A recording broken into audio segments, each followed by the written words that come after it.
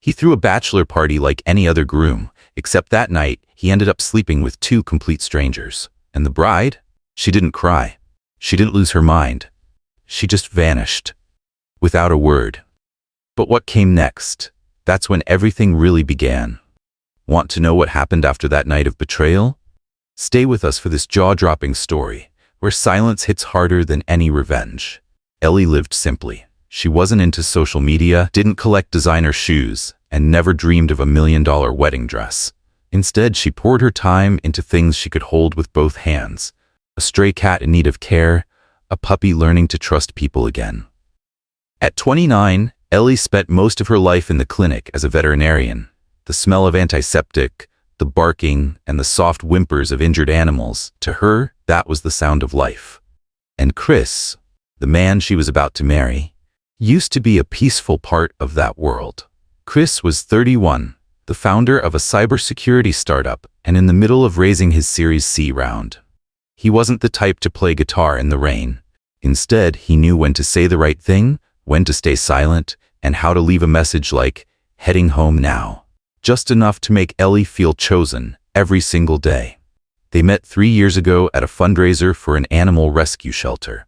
What struck Ellie most was that he didn't pretend to love dogs. He flat out said, "I like tech, not animals, but I respect people who dedicate their lives to what they believe in." She laughed and he handed her his number. From there, things just grew.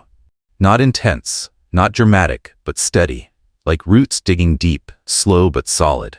3 years later, they moved in together. A 2-bedroom apartment. One room became Chris's home office, and in a corner of the other, Ellie set up a cat crate, an emergency kit, and a small folding bed for the late-night cases. They had a clear division of roles. Ellie handled the wedding planning, Chris took care of the budget and guest list. They agreed on an outdoor ceremony, under the trees, nothing too formal, nothing too flashy, just the people who truly mattered. And they made that list. But the last name on it, that was the one Ellie never expected would destroy everything. 2 weeks before the wedding, Chris announced he was having a bachelor party. 3 days.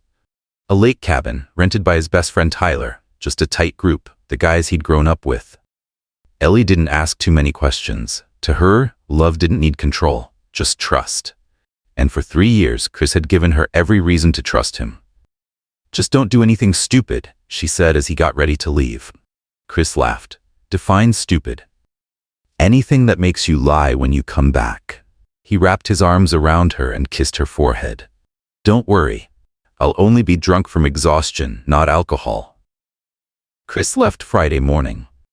Ellie stayed behind, using the weekend to tidy up the little garden behind the house, where she planned to plant lavender for the wedding walkway. She sent him a few messages throughout the weekend. Photos of a rescued kitten, a picture of her wedding dress being altered, and a short video of a sample table setup. Chris didn't reply much, just a few short lines. "Looks good. You're amazing." To someone else, that might have felt distant. To Ellie, it was familiar. Chris never used big words, but he always did enough to make her feel safe.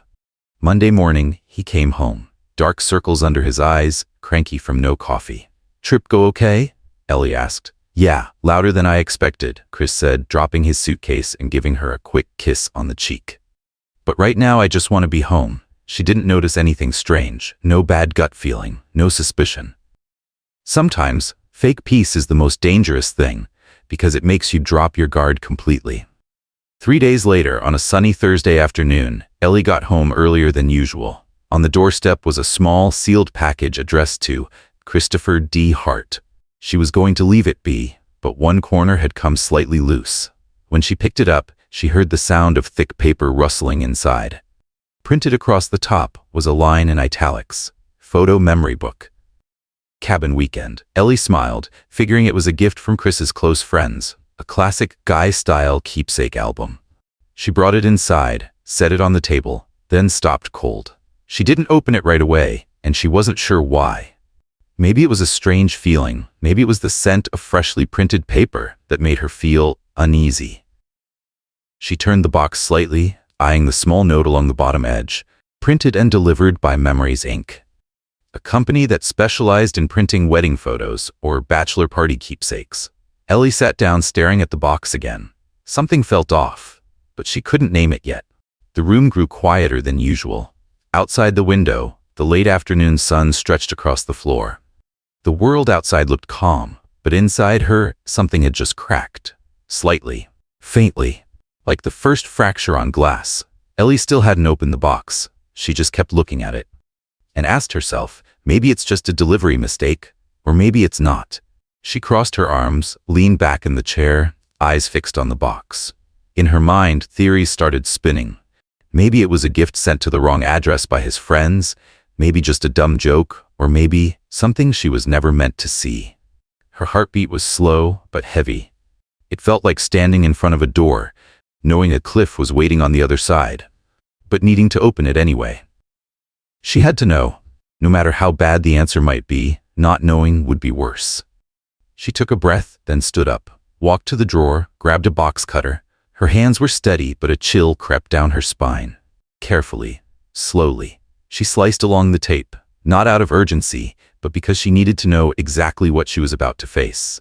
Inside was a photo album. Thick, glossy, wine-red cover. Embossed lettering stood out under her fingertips. Bachelor weekend, the wildest ride. She ran her fingers over the words. The chill of the letters seeped into her skin. The wildest ride. Too confident, too cocky. She opened to the first page, a group photo. Chris and 5 close friends standing in front of a wooden cabin, each holding a beer can, grinning without a care in the world. Behind them, pine trees and a lake glittering in the afternoon sun. A harmless beginning. Next page, a shot of them around a campfire. Tyler playing guitar. Chris lounging in a folding chair, feet propped on a rock, eyes tired but happy. A moment of friendship, a piece of what Ellie once believed was something good. She flipped through a few more pages. Card games, grilling, swimming in the lake. But then, something shifted halfway through the album. 2 new faces appeared. 2 women. One blonde, one brunette. No caption explained who they were. But the way they showed up, it was no accident.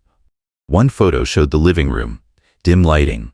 Chris sitting on the couch. One woman on each side, no, not just sitting. One was leaning across his lap. The other had her head resting on his shoulder.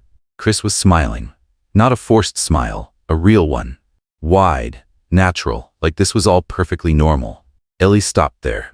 Her hand held the corner of the photo, like if she didn't anchor it, it might float away. No gasping, no sobs. Just a silence growing steadily in her chest. She turned the page. The bathroom. Steam. Bubbles glistening under the low light. 3 people in the tub. Chris and the 2 women. One had her arms wrapped around his neck from behind. And Chris, he was looking straight at the camera. That look, it was unmistakable. No defense. No haze of drunkenness. Just consent. She sat still. The clock ticked on. The photos didn't change. But inside her, everything was spinning. People say betrayal is like a knife slicing through trust. But for Ellie, it felt more like a silent earthquake. No blood, no screaming, just an expanding emptiness, growing wider with every second. It was like her soul had stepped outside her body, standing in the corner of the room, watching herself, unsure what to do. She didn't call Chris, didn't text. No questions, no accusations. In that moment, she understood one thing. Anyone bold enough to betray you is bold enough to pretend it never happened. And she wasn't about to play along. She stood up, pulled her suitcase from the closet, started packing, neat, fast, unstoppable. She gathered her clothes, personal items, important documents, withdrew her share from the joint account, the one meant for the wedding, the flowers, the reception. She left Chris's half, took only what was hers, not a cent more. She booked the earliest flight out the next morning. One way, carry on only. Her phone rang 3 times. Chris. She silenced it, let the calls die quietly in the dark. She walked back to the living room and opened the album again, not to flip through the photos this time, but to place something between the first 2 pages. The engagement ring. Round, silver, shimmering like a promise never kept. She closed the album. Gently, not a sound. Set it neatly in the center of the table. Then she walked out of the apartment without looking back. Chris got home later than usual that night. He had just left a long, draining meeting, worn out from funding pressure and numbers that hadn't hit the mark. What he wanted was simple, a quiet dinner, and Ellie, curled up on the couch as always, book in hand, legs folded, a light blanket draped across her lap. But the apartment felt off. No lights on, no scent of food, No soft footsteps padding across the hardwood floor. He turned on the light. No suitcase. No leather shoes by the door. The blanket was still on the couch, folded neatly. The apartment wasn't messy, but it wasn't whole either. Something was missing. Something he couldn't name yet. He walked into the bedroom. The closet door was ajar, one side empty. The desk where Ellie used to jot down notes about her animal patients, bare, except for an empty pen jar.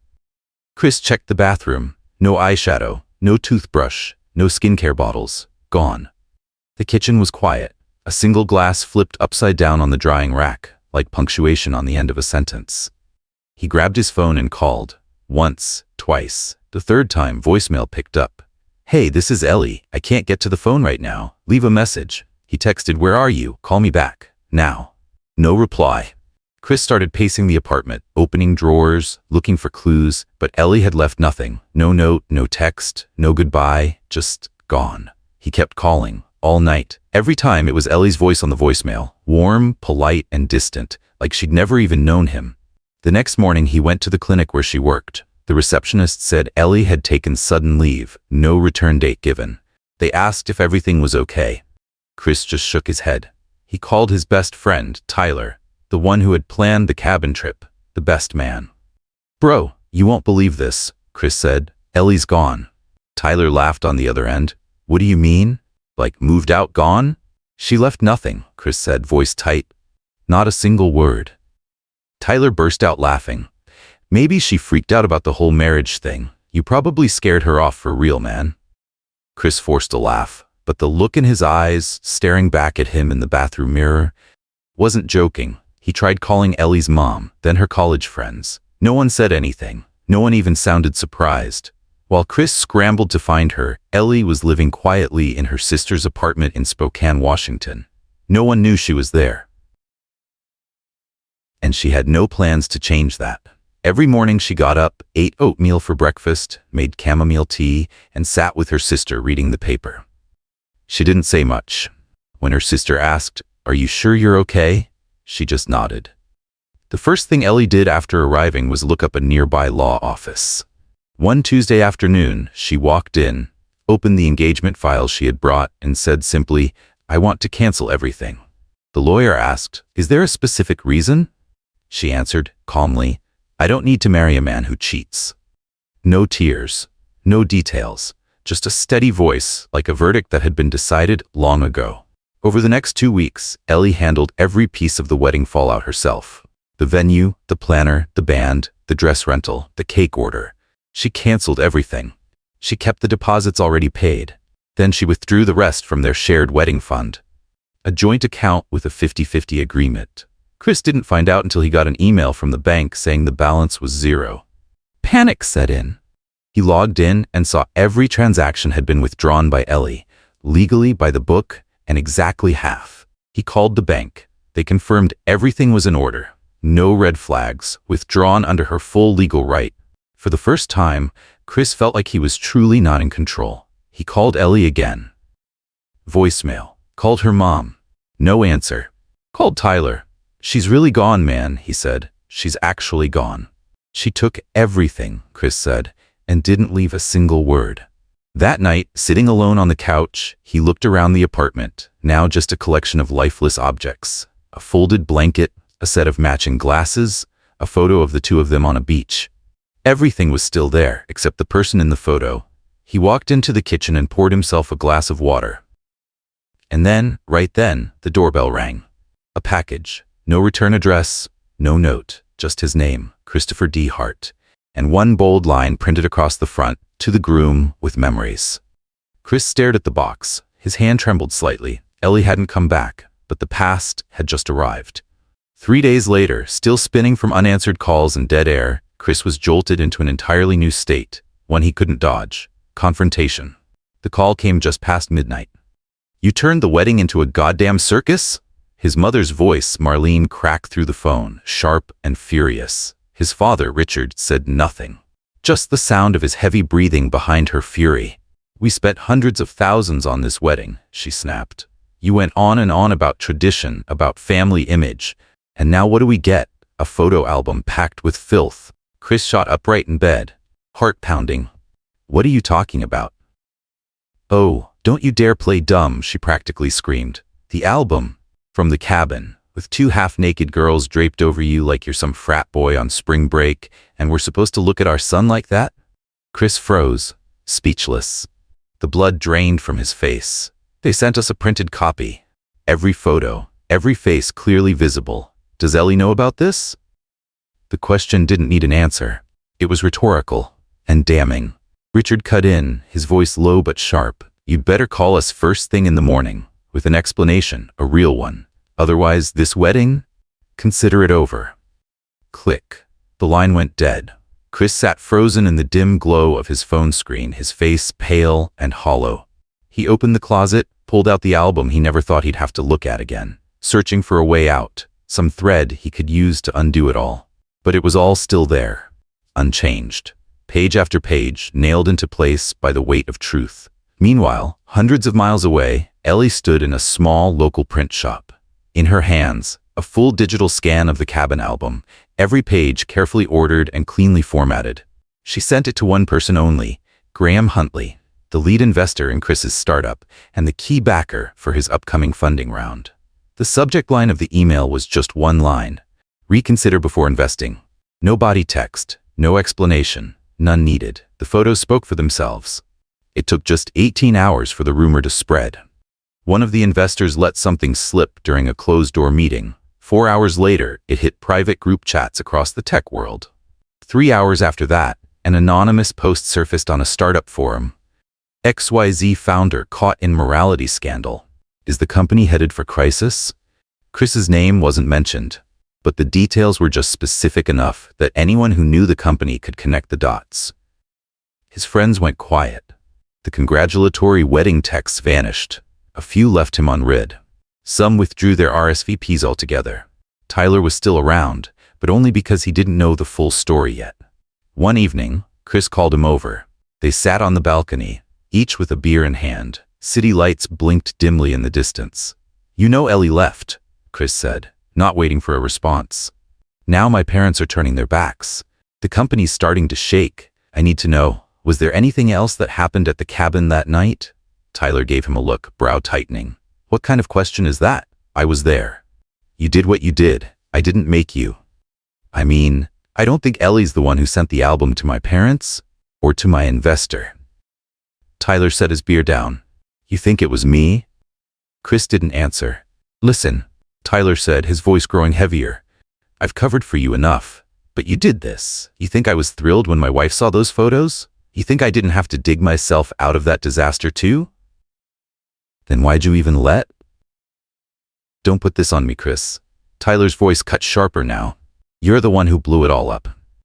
Chris didn't say another word, but when Tyler left early that night, no handshake, no pat on the back, Chris knew. Another alliance had cracked. By the next day, Chris was unraveling. He messaged anyone who might possibly know where Ellie had gone. Old friends, former co-workers, even people from her college days. He combed through old photos and videos, grasping for clues. Had she ever mentioned a city? A friend she deeply trusted? No one knew. Or maybe they did, and chose silence. Ellie had vanished as if she'd never existed. But what she left behind lingered, sharp, undeniable, and spreading by the hour. That weekend, Chris was summoned to an emergency internal meeting. In the room, 4 people, the 2 co-founders, Graham Huntley, and the company's legal advisor. No one smiled, no small talk. Graham slid a printout across the table. Photos from the album, attached to a risk assessment memo detailing potential brand damage. "We've had discussions," Graham said, voice steady and emotionless, "and we've come to a consensus. In this critical stage, the company cannot afford for personal misconduct to compromise its public integrity." Chris opened his mouth to push back, but Graham raised a hand, a quiet, firm signal to stop. "We're asking you to step down as CEO, effective immediately," he said. "This is the best outcome for everyone involved." Chris looked around the room. No one met his gaze. He nodded, didn't argue, signed the papers. Walking out of the conference room, he stopped in the middle of the hallway. Its silence magnified by glass walls, reflecting back the image of a man who once believed he couldn't fall. He stared at his own reflection, and for the first time he didn't recognize the person looking back. Chris left the company with a small duffel bag and a termination notice folded under his arm. No one walked him out. No glances. No goodbyes. He pressed the elevator button and waited, hollow as a crushed can rolling quietly down an empty street. In the days that followed, everything began to recede, like a tide pulling away from shore. His personal savings, money once earmarked to reinvest in the company, had become the only thing keeping him afloat. The apartment felt too big now, too quiet. Work messages stopped, friend calls dried up. Every connection seemed to snap, like someone had quietly erased his name from a world he once thought revolved around him. Tyler was the last one still checking in. But even he only held on for a few more days. One morning, Chris texted, "You free to meet?" No reply. An hour later, he called, only to hear the automated message, "The number you have dialed is not available." That afternoon, a single text came through from Tyler. "My wife knows everything. Ellie told her. She doesn't want us keeping in touch. I'm sorry." Chris typed out a few words, "I get it." Then deleted them. He sent nothing, because just like everything else right now, there was nothing left worth holding on to. He lay on the sofa nearly all day. No food, no lights. His phone, always fully charged, had just one purpose now: calling Ellie. On the first day, he called 4 times. By the third day, 20. By the 7th, it was nothing but the long, hollow ringing, over and over, like a sad, looping soundtrack with no end. Nothing. No answer. Not a single message. Chris began dreaming about her. In the dreams, Ellie was back, sitting on the couch, legs curled up, reading a book just like she used to. But when he walked closer, she turned her back, and her face was gone. No eyes, no mouth, no Ellie. He woke in the middle of the night, shirt soaked in cold sweat, throat dry and raw. Each morning he forgot what day it was. The calendar hadn't been turned in weeks. The clock was meaningless. He lived inside a shell of his own making, only emerging to face the shame that came with letters from the bank or late bill notifications. One day in early June, Chris took a cab to Ellie's parents' house. He stood on the porch, not knowing what he was hoping for. Forgiveness, pity, or maybe just a name, an address, a clue that might lead him back to the woman he hadn't lost by accident, but by choice. Ellie's mother opened the door. She wore a gray sweater, her hair pulled neatly back. There was none of the warmth she used to greet him with, back when he was still the future son-in-law. "I just want to know where she is," Chris said, voice cracked and dry, as if even his breath was working against him. She looked at him, unblinking, then, slowly, firmly, said, "She doesn't belong to you anymore." The door didn't slam, but the sound of it echoed in his head the entire ride home. A few days later, Chris tried calling his parents. The first time, Richard refused to answer.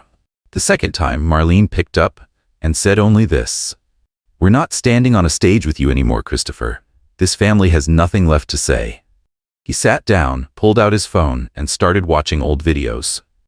One showed Ellie holding a trembling puppy after surgery, smiling through tears as she wiped its face. Another, Ellie gently coaxing a kitten toward a litter box, patient, soft-spoken, kind. Those images pierced deeper than any accusation, deeper than his parents' coldness, deeper than Tyler's last glance before walking away. Chris thought about leaving the city, about starting over. But then he asked himself, start over from what exactly? When all that remained were memories of someone he once believed would never leave? That week, a letter arrived from Ellie's lawyer. Plain white envelope, bold print, no personal note from her. Inside was a formal statement confirming the closure of their wedding account, along with a record of the final transfer. Ellie had donated all of the wedding funds, including the portion she had legally taken from him, to a non-profit organization. The name of the organization, Liberty Animal Rescue Center. Chris stared at it, the name not registering at first. Then it clicked. Liberty. The name of the very first dog Ellie had ever rescued, back when she was still a vet student. She had once spoken about that dog like someone might speak of a quiet savior. She hadn't kept the money, hadn't booked a trip, hadn't used it to rebuild her life. She used it to save others. Just like she always did. She gave it to the voiceless. Just like herself. Silent all this time, but never weak. Chris set the letter down on the table, overcome by a feeling that was part bitterness, part surrender. A complete defeat. One that left no room for excuses. He had lost her. And this time, it wasn't because she disappeared. It was because she had chosen to no longer exist in his world. A year later, on a breezy spring morning, Ellie stood in the sunlit yard of Liberty Rescue, the shelter she had helped rebuild with every cent of what was once a wedding fund. It sat just a few miles from the edge of a small Oregon town, tucked against the slope of a hill, surrounded by thick pine forest. She wore an old button-up shirt, cuffed jeans, boots streaked with dried mud. Her hair was cut short, just above the shoulders, tousled by the wind. Anyone who had known her before might have needed a second look. Ellie now carried herself differently. Calm, clear, grounded, unshakable. She still spent most of her days with animals. Skittish cats relaxed under her fingertips, soothed by a touch as gentle as wind. Abandoned dogs found their bark again in the quiet safety of her new sanctuary. One day, the local newspaper ran a photo of her standing beside the rescue center's sign, "Liberty, where every creature gets a new start." The article told the story of a woman who gave up a lavish wedding and an entire former life to build something from the ground up, but it never explained why. Ellie offered only one quote: "You don't have to go through something big to choose what's right. Sometimes it's enough to just stop living wrong." The piece spread through the local community. People admired her, respected her, but no one knew the past. No one, except one. Chris saw the article while visiting his parents. It wasn't in a major headline, just tucked into one of the monthly print editions Marlene subscribed to for local oddities and small-town features. He nearly dropped his glass when he saw it, the black and white photo, that unmistakable gaze, Ellie's eyes, steady, clear, no trace of him in them at all, no long hair, no softness like before. But the eyes, they were still hers. Only now they looked directly into the camera. No flinching, no apology, no hope of forgiveness. That night, Chris left his parents' house. He drove 8 hours straight, barely stopping, until he reached the address printed at the bottom of the article. A gravel road led to the rescue center, quiet and still. A wooden gate hung with a simple sign, "No visitors without appointment." He stopped at the entrance, stared through the fence. No one came out. He didn't call. For the first time he understood. Not everything could be fixed by showing up and saying, "I'm sorry." No text, no voicemail. Instead, he wrote a letter. Just a few lines, scribbled by hand, the writing slightly unsteady. "I'm not asking you to come back. I just want to know if you're okay. Even if the answer is silence forever. I need to know you made it." He folded the letter and slid it beneath a stone by the gate, tucked safely out of the rain's reach. He stood there for a while, still, then turned and walked away. Inside, Ellie stood at the second-floor window, watching the small car pull out, its shape shrinking behind the trees. She didn't go for the letter. Not right away. She just looked at the stone that covered it, as if it were the final word from a world that no longer had a claim on her. Later, she stepped outside into the yard, bent down and picked up a small dog curled in a bed of straw. It had arrived that morning, ribs visible, eyes red and raw. Someone had found it in a dumpster behind a supermarket. Ellie lifted it gently, tapped its back with a calm rhythm, lowered her ear to its chest to hear the breath. She smiled. Not the smile of forgiveness, not satisfaction. Just the quiet, steady smile of someone who knew she didn't live in the old pain anymore. The letter stayed under the stone. The wind picked up, fluttered the corner of the paper once, then let it fall still. Not everyone betrayed chooses revenge. Some people, they just walk away. And that alone is enough to shatter every illusion the one who hurt them ever clung to. Some goodbyes don't need tears. No parting words. Just one person quietly stepping out of someone's life and never coming back. Ellie was never weak. She didn't scream. She didn't break things. She didn't beg. But that silence, that was the storm. Because in love, the most terrifying thing isn't rage. It's when the other person leaves without needing to explain. She didn't use her pain to destroy. She used it to rebuild herself, to rebuild the world around her. And when a woman can turn hurt into strength, she doesn't just survive. She lives louder, brighter, bolder than ever before. Sometimes the lesson is simple. If someone doesn't know how to keep you, let them lose you forever. What do you think of how Ellie chose to face betrayal? If it were you, would you walk away in silence or confront it head on? Share your thoughts below. And don't forget to subscribe for more stories that remind you, in the end, the one who truly loves themselves, is the one who truly wins.